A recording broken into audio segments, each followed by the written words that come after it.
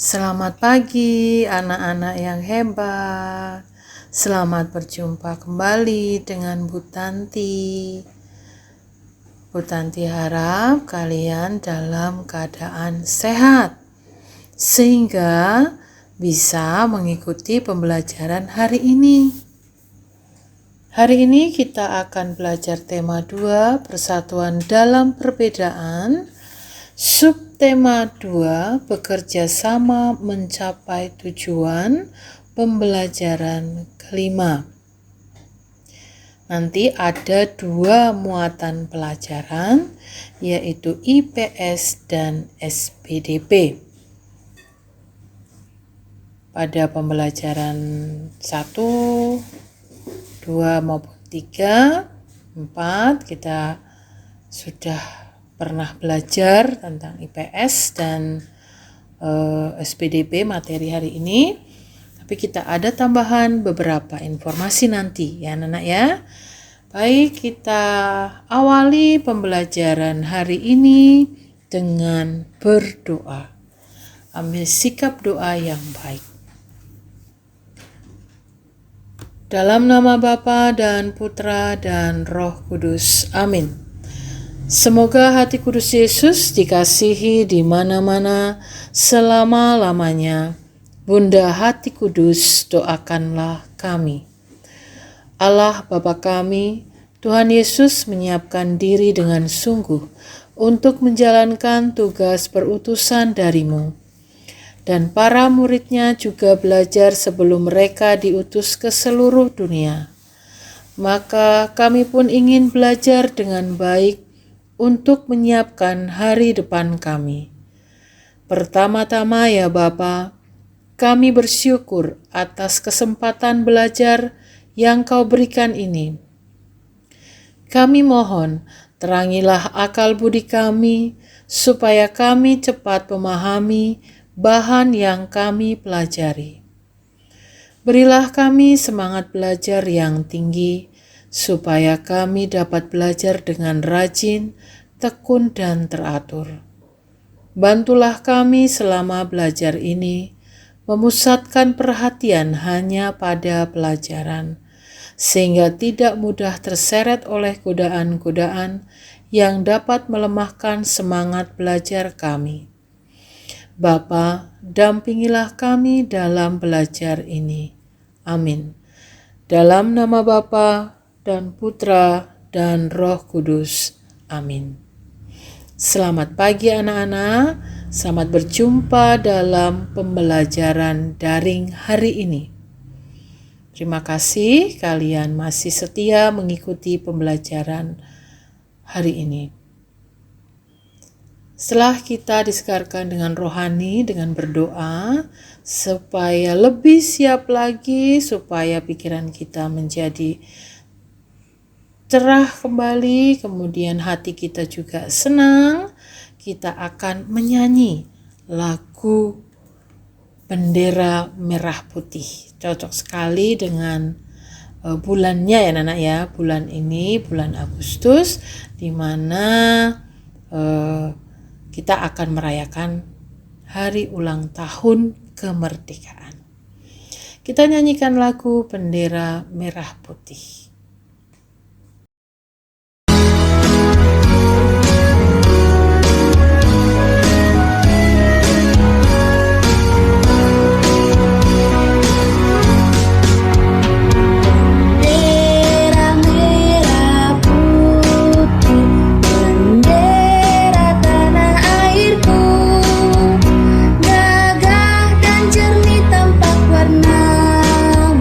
Berkibarlah di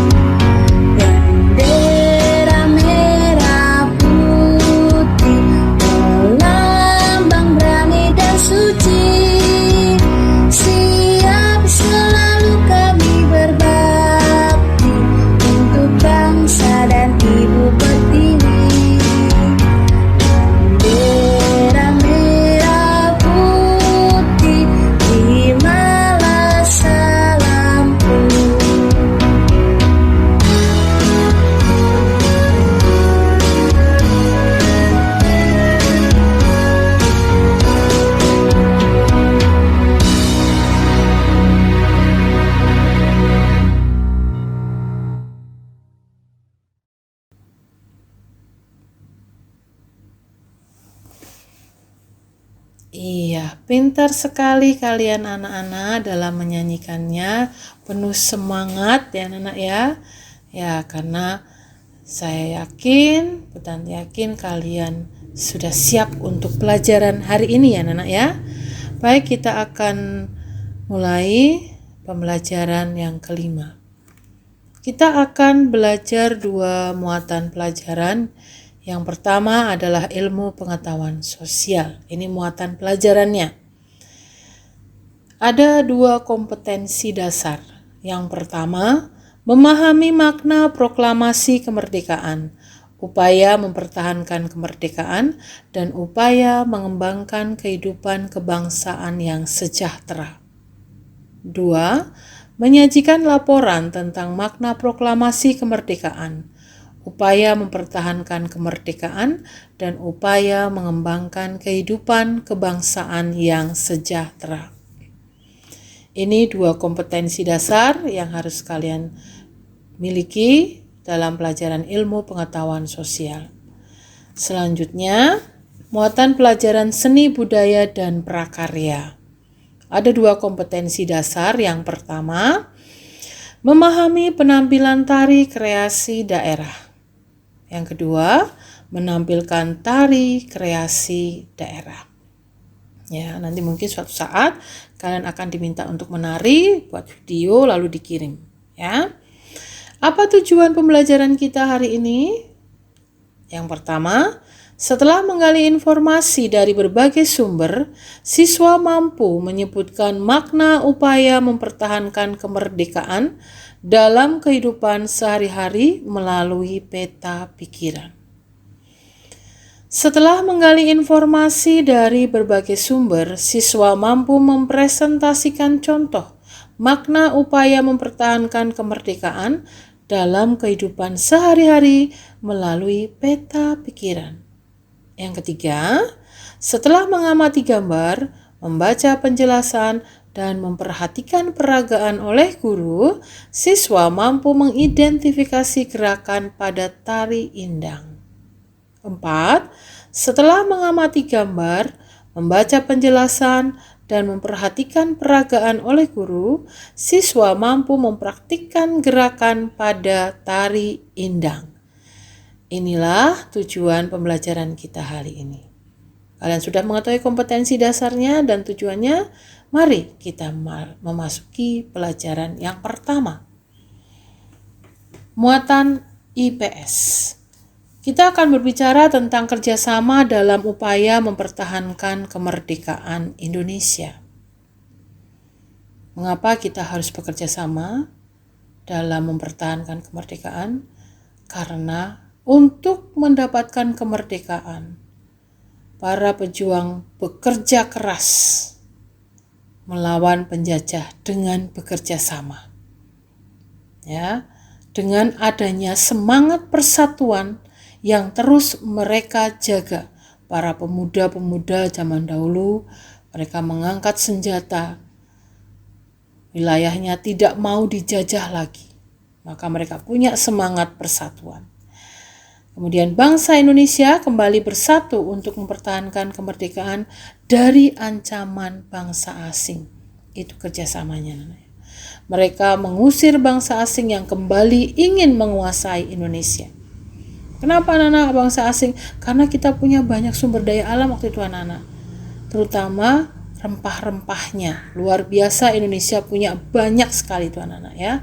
Nah, kalian sekarang ini berusaha supaya negara Indonesia menjadi negara yang maju, meneruskan perjuangan para pejuang. Kita akan lihat upaya yang pertama, pertempuran di Ambarawa. Mengapa ada pertempuran Ambarawa, Nana? Ketika pasukan Sekutu dan Nika telah sampai di Ambarawa dan Magelang untuk membebaskan para tawanan tentara Belanda, ternyata para tawanan tersebut justru dipersenjatai sehingga menimbulkan kemarahan pihak Indonesia. Ya, mereka membebaskan bukannya memulangkan para tawanan, ternyata mereka dipersenjatai, mau merebut Indonesia lagi ya Nana. Ya. Kemudian pertempuran Ambarawa jelas ini di Ambarawa dekat Semarang sana. Kalau kalian melakukan perjalanan mau ke Semarang, itu pasti akan melewati Ambarawa. Kapan kejadiannya? Itu tanggal 12 sampai 15 Desember 1945. Ini setelah proklamasi kemerdekaan dinyatakan bahwa Indonesia merdeka, ternyata masih ada sekutu yang datang ke Indonesia ya anak-anak ya. Nah, bagaimana pertempuran Ambarawa itu anak-anak? Pada tanggal 12 Desember 1945, pertempuran berkobar di Ambarawa. Kolonel Sudirman langsung memimpin pasukannya yang menggunakan taktik gelar supit urang atau pengepungan rangkap dari kedua sisi, sehingga musuh benar-benar terkurung. Setelah bertempur selama 4 hari, pada tanggal 15 Desember 1945, pertempuran berakhir. Indonesia berhasil merebut Ambarawa dan sekutu dibuat mundur. Nah, ini anak-anak, pertempuran Ambarawa, bagaimana para pejuang mempertahankan daerahnya, khususnya negara Indonesia saat itu. Maka kalian sekarang juga harus berjuang anak-anak. Berjuang melawan kemalasan. Ya, kasihan para pejuang mengangkat senjata, mengorbankan nyawanya, ya.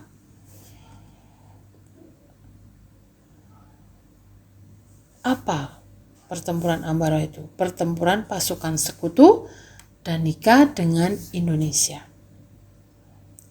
Nah, siapa yang melakukan pertempuran di Ambarawa itu? Pasukan sekutu, nikah dan TKR Indonesia yang sekarang menjadi TNI, ya. Nah, ini anak-anak, kamu perhatikan pertempuran Ambarawa bagaimana upayanya anak-anak. Ya. Ayo semangat belajar, tanggung jawab, mandiri. Ya. Kalau apa-apa bisa dikerjakan sendiri, kerjakan sendiri, ya anak-anak ya. Oke. Sekarang kita akan lihat pertempuran Medan Area. Ini upaya-upayanya anak-anak ya. Kedatangan tentara sekutu atau tentara Inggris diikuti oleh pasukan sekutu dan nikah yang dipersiapkan untuk mengambil alih pemerintahan. Kedatangan tentara sekutu dan nikah ternyata memancing berbagai insiden. Terjadi di hotel yang terletak di Jalan Bali, Kota Medan, Sumatera Utara pada tanggal 13 Oktober 1945. Ini pertempuran di Medan Area. Medan berarti di Medan di Sumatera Utara. Siapa yang melakukan pertempuran? Tentara sekutu, nikah, dan pasukan Indonesia. Ya, dengan pasukan Indonesia. Apa itu pertempuran Medan Area? Sebuah peristiwa perlawanan rakyat terhadap sekutu yang terjadi di Medan Sumatera Utara. Ya, di Medan Sumatera Utara. Kapan terjadinya? 13 Oktober 1945. Bagaimana pertempuran Medan Area itu? Pada tanggal 10 Desember 1945, sekutu dan nikah melancarkan serangan besar-besaran terhadap kota Medan. Serangan ini menimbulkan banyak korban di kedua belah pihak. Pada bulan April 1946, sekutu berhasil menduduki kota Medan. Untuk sementara waktu, pusat perjuangan rakyat Medan kemudian dipindahkan ke Siantar. Sementara perlawanan para laskar pemuda dipindahkan keluar kota Medan. Perlawanan terhadap sekutu semakin sengit pada tanggal 10 Agustus 1946 di tebing tinggi. Jadi di pertempuran Medan Area itu di berbagai sama-sama di Medan tapi wilayahnya dibagi-bagi anak-anak. Walaupun tetap bekerja sama mereka. Ada di wilayah pusat Medan, kemudian ada di Siantar, dan ada di tempat-tempat yang lain. Akhirnya semua menyerang dari berbagai posisi, akhirnya mereka bisa mempertahankan kota Medan. Sekarang kita akan lihat upaya di Bandung Lautan Api. Ada lagunya ya Nana ya, pasti kalian bisa. Halo, halo Bandung gitu ya Nana ya. Bagaimana bisa terjadi Bandung Lautan Api? Dalam pertempuran ini, Muhammad Toha dan Ramdan ini adalah dua tokoh Bandung Lautan Api. Dua anggota milisi BRI, Barisan Rakyat Indonesia, terjun dalam misi untuk menghancurkan gudang amunisi tersebut. Jadi mereka berupaya untuk menyelamatkan kota Bandung. Ya, ini dua tokoh ini. Dan jelas dibantu oleh rakyat di sekitar Bandung Selatan. Siapa yang melakukan pertempuran ini? Tentara Sekutu, tentara Nika, Belanda, dan penduduk Bandung. Ceritanya mereka berbondong-bondong ke daerah, kemudian gedung-gedung yang ada di situ dibakar anak-anak. Kenapa? Supaya tidak dipakai lagi, ya, supaya tidak digunakan lagi oleh Belanda. Ya, ini peristiwa kebakaran besar yang terjadi di kota Bandung pada tanggal 23 Maret ini. 1945. Kan berarti sesudah Indonesia merdeka ini anak-anak ya. Ya, luar biasa perjuangan rakyat Indonesia khususnya di kota Bandung. Kejadiannya, kemudian tempatnya ya. Nah, ini mengapa untuk mencegah tentara Sekutu dan tentara Nika Belanda untuk dapat menggunakan kota Bandung sebagai markas. Jadi Muhammad Toha dan Ramdan itu mempunyai strategi gedung-gedung strategis yang ada di Bandung dibakar supaya pihak Sekutu atau pihak Belanda tidak bisa menggunakan lagi untuk mereka berusaha menjajah negara Indonesia lagi. Mereka bakar gedung-gedung itu. Ya, ini contoh Bandung Lautan Api ya, Nana ya. Sekarang kita lihat agresi militer. Agresi militer sebenarnya terjadi 2 kali ya Nana ya. Ini agresi militer yang pertama. Ini adalah operasi militer Belanda di Jawa dan Sumatera terhadap Republik Indonesia yang dilaksanakan dari tanggal 21 Juli 1947 sampai 5 Agustus 1947. Jadi ini dari awal tadi adalah kejadian-kejadian setelah Indonesia merdeka. Ternyata Belanda ya, Inggris, pokoknya penjajah-penjajah belum merasa puas gitu ya. Ini agresi militer pertama ini pertarungan antara Belanda dan Indonesia. Ya, ini di daerah-daerah, terutama daerah-daerah yang kaya akan perkebunan, misal teh, kopi, kemudian merica, lada, pokoknya yang tembakau, ya, yang banyak rempah-rempahnya. Nah, itu kejadiannya tanggal 21 Juli sampai 5 Agustus 1947. Hampir 1 tahun Indonesia, 2 tahun Indonesia merdeka ya anak ya, masih ternyata dijajah. Tapi rakyat Indonesia tidak mau menyerah. Nah, ini mengapa ada agresi militer pertama. Ya. Operasi ini merupakan bagian dari aksi polisionil yang diberlakukan Belanda dalam rangka mempertahankan penafsiran Belanda atas perundingan Linggarjati.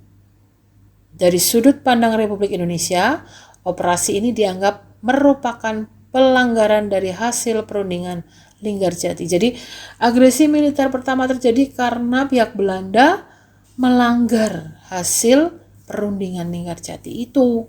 Maka terjadilah perang ini.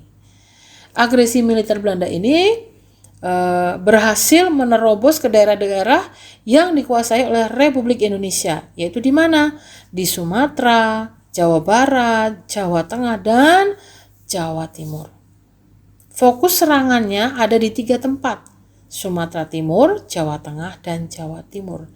Ini adalah tempat-tempat yang kaya akan sumber daya alamnya, yang terutama rempah-rempahnya. Di Sumatera Timur, sasaran mereka adalah perkebunan tembakau. Jawa Tengah, Pantai Utara, dan Jawa Timur. Sasarannya itu rata-rata perkebunan tebu, perkebunan teh ya, pabrik-pabrik gula. Nah, makanya Indonesia punya banyak pabrik gula anak ya. Tapi sekarang banyak yang tidak beroperasi karena tebunya berkurang. Jadi nggak ada bisa untuk produksi. Mungkin ada sekitar 40 pabrik gula pada zaman Belanda, tapi sekarang sudah banyak tidak beroperasi. Ya. Ini agresi militer Belanda yang pertama. Sekarang agresi militer Belanda yang kedua. Agresi militer Belanda kedua itu atau dikenal dengan Operasi Gagak diawali dengan serangan terhadap Yogyakarta. Ini sempat ibu kotanya akan dipindah ke sana anak-anak waktu itu ya. Ini terjadinya di Jawa, tidak hanya di Yogyakarta, pokoknya di Jawa dan Sumatera waktu itu. Terjadinya tanggal 19 sampai 20 Desember 1948. Ya, yang agresi militer Belanda ini antara pihak Belanda dan Indonesia. Ya, jelas kita berusaha mempertahankan ya Nana ya. Kenapa? Karena kita yang punya lahannya. Kita punya banyak sekali tembakau ya. Perkebunan teh, pabrik-pabrik gula di situ. Perkebunan tebu ya. Pihak Belanda yang tetap bersikukuh menguasai Indonesia mencari dalih untuk dapat melanggar perjanjian yang telah disepakati. Bahkan pihak Belanda menuduh jika pihak Indonesia tidak menjalankan isi perundingan Renville. Jadi agresi militer Belanda kedua terjadi karena adanya pelanggaran dari perjanjian Renville. Kalau agresi militer Belanda, pelanggaran Linggarjati, hasil Linggarjati itu, perundingan Linggarjati. Serangan terhadap kota Yogyakarta dimulai dengan pengeboman serta menerjunkan pasukan payung di kota. Di daerah-daerah lain di Jawa, antara lain di Jawa Timur. Tidak hanya di Yogyakarta, tapi di Jawa Timur juga. Ya, ini. Nah, pembelajaran IPS hari ini tentang upaya mempertahankan kemerdekaan yang sudah kalian ketahui. Ini sebenarnya ada upaya-upaya mempertahankan lagi yang ada banyak kita anak-anak ya. Ada puputan Margasana gitu di Bali itu juga ada. Ya, ada banyak. Nah, ini. Nah, sekarang tugas kalian, tugas pembelajaran 5 adalah ilmu pengetahuan sosial. Itu ada di buku Mosaik anak-anak 6B halaman 75 sampai 76. Ayo lakukan. Mudah anak-anak. Nomor 1 sampai nomor 5. Tulis jawabannya saja. Ya. Dan jangan lupa buatlah rangkuman. Ya, setiap hari harus buat rangkuman. Jadi nanti saat diminta untuk dikumpulkan, langsung foto, kumpulkan ke classroom. Ya. Jadi hari ini kalian mengumpulkannya hanya tugas ini saja. Ya. Rangkumannya belum, tahan dulu ya. Begitu anak-anak. Nah, ini untuk pembelajaran IPS sudah selesai. Sekarang kita masuk ke muatan pelajaran SPDP. Masih bicara tentang tarian. Jadi tema 2 ini kita bicara tentang tarian anak-anak ya. Mempraktikkan pola lantai tari daerah. Nah, kalian sudah tahu apa itu pola lantai, dan saya juga pernah melihat kalian sudah pernah membuat pola lantai ya. Waktu itu diminta oleh Bu Atin membuat pola lantai, mungkin pada saat kamu kelas 3 atau kelas 4 ya anak ya. Kelas 5 mungkin ada ya. Pola lantai ini fungsinya untuk mengatur posisi penari dalam ruang gerak ketika menari. Tidak hanya itu anak-anak. Sebenarnya ada fungsi yang lain supaya para penarinya itu tidak saling bertabrakan. Ya, setiap tarian itu memiliki pola lantai yang berbeda. Nah, pola lantai yang ada itu bisa dikembangkan. Tidak hanya satu pola lantai saja.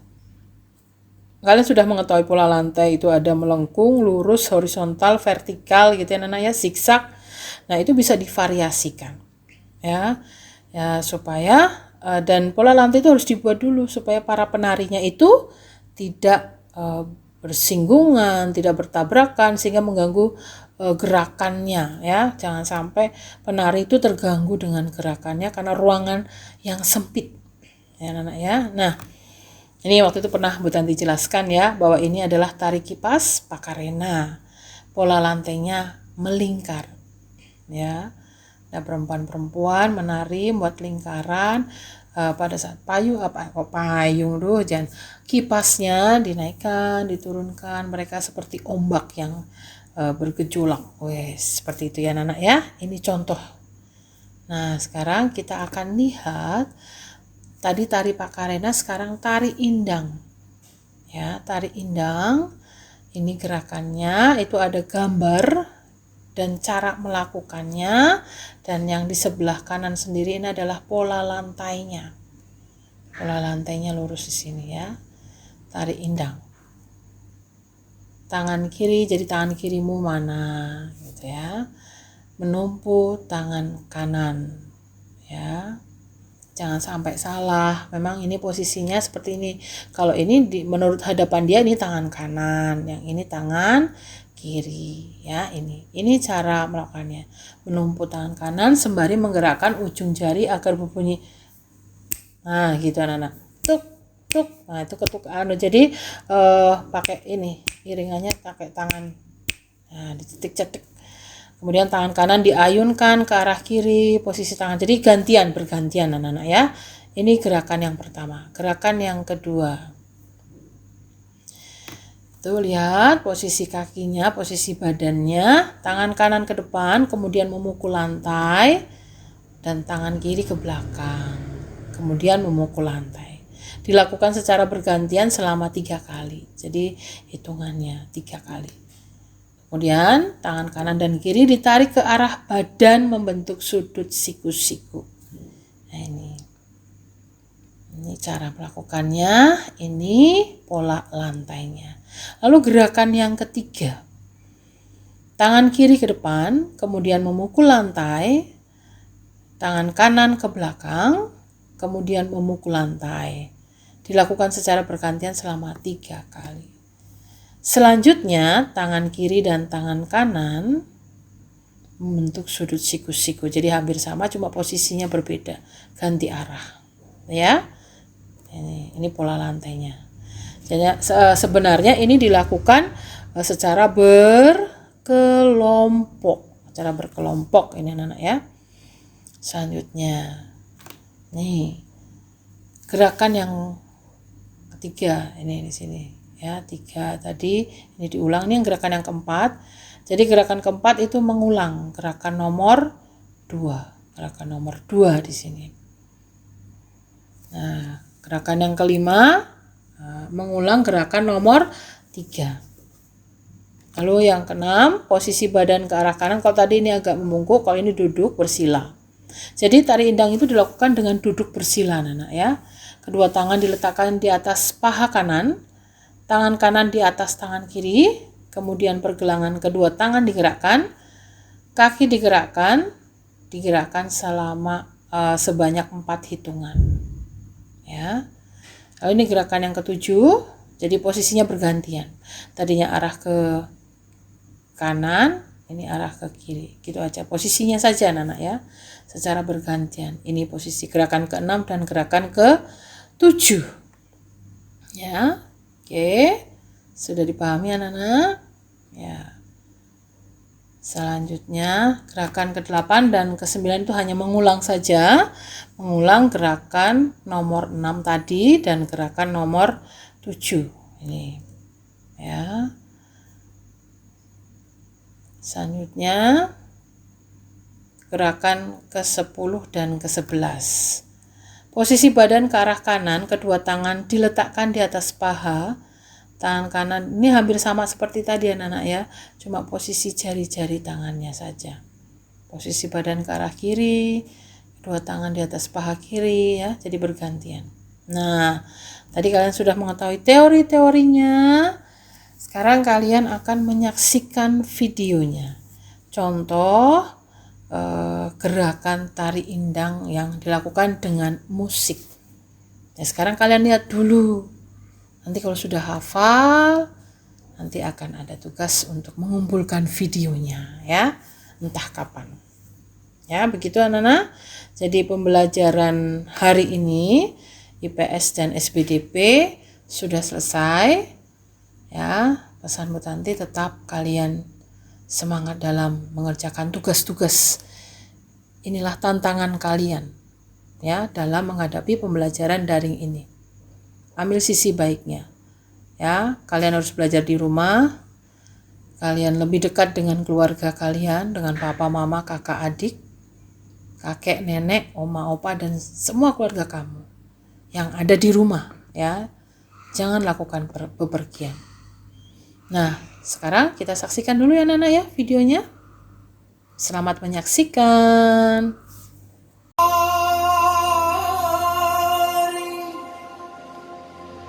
Bukannya hijau, pandang tajam di muara. Kami bayangi jotari indah,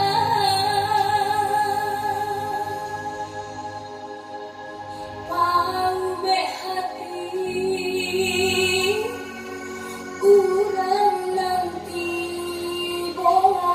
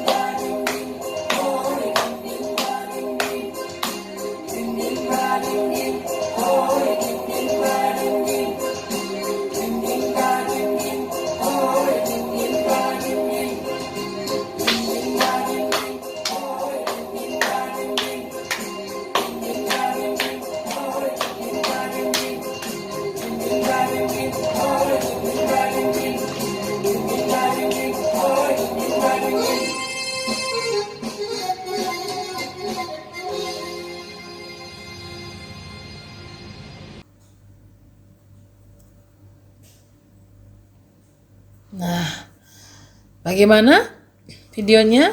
Kalian sudah lebih paham dengan ada 11 gerakan tadi? Ya, Tanti harap kalian lebih memahami dengan gerakan yang lemah gemula ya dari si penarinya. Nah, anak-anak, pembelajaran hari ini sudah selesai. Kita ulas sedikit. Tadi IPS kita membicarakan tentang upaya mempertahankan kemerdekaan Indonesia. Walaupun Indonesia sudah merdeka, ternyata masih ada penjajah. Masih adanya penjajahan oleh sekutu, ya, oleh Belanda, oleh Inggris, oleh Jepang, ya kan, dan negara-negara lain saat itu. Mereka hanya ingin satu, menguasai perkebunan yang ada di Indonesia. Ada tebu, perkebunan tembakau, kelapa sawit, ya. Pokoknya hasil-hasil pertanian kita itu luar biasa, Nana, melimpah. Nah, tugas kalian adalah untuk mempertahankannya itu. Kalian adalah generasi-generasi penerus bangsa yang akan membuat negara Indonesia maju. Gitu ya, Nana ya. Kemudian SPDP kita bicara tentang tari pola lantai. Ya, pola lantai tadi ada tari Pakarena, ada tari Indang. Nah, kalian tadi juga sudah menyaksikan tari Indang ya yang dilakukan oleh seorang penari yang sebenarnya bisa dilakukan secara berkelompok. Ya, anak-anak ya. Baik anak-anak, pembelajaran hari ini sudah selesai. Bu Tanti harap kalian memahami. Kalau memang kalian belum memahami, bisa membuka lagi, menyimak lagi, atau bertanya kepada guru. Tapi sebelum bertanya, kalian pahami dulu. Simak lagi videonya, jangan hanya sekali. Ya, kalian waktu belajar di rumah lebih panjang. Gitu anak-anak? Baik, mari kita tutup pembelajaran hari ini dengan berdoa. Dalam nama Bapa dan Putra dan Roh Kudus, amin. Semoga hati kudus Yesus dikasihi di mana-mana selama-lamanya. Bunda hati kudus, doakanlah kami. Allah Bapa yang Maha Kasih, Tuhan kami Yesus Kristus, puji syukur kami haturkan kehadirat-Mu. Terima kasih Engkau telah menyertai kami sepanjang kami belajar. Kami akan menyudahi pembelajaran kami kali ini. Semoga apa yang kami pelajari dapat kami pahami dengan baik, dan semoga Engkau beri kelancaran dalam usaha-usaha kami di sekolah, ujian, dan ulangan yang akan kami tempuh. Berikanlah kemudahan dalam kami menjawab soal-soal yang akan kami hadapi. Kami percayakan usaha dan jerih payah kami kepadamu. Karena bagimu tidak ada yang mustahil, doa yang jauh dari sempurna ini kami panjatkan melalui perantaraan Tuhan kami, Yesus Kristus. Amin. Dalam nama Bapa dan Putra dan Roh Kudus. Amin. Selamat siang anak-anak. Terima kasih kalian masih setia mengikuti pembelajaran daring. Bu Tanti harap kalian selalu dalam keadaan sehat sehingga bisa melakukan aktivitas. Demikian.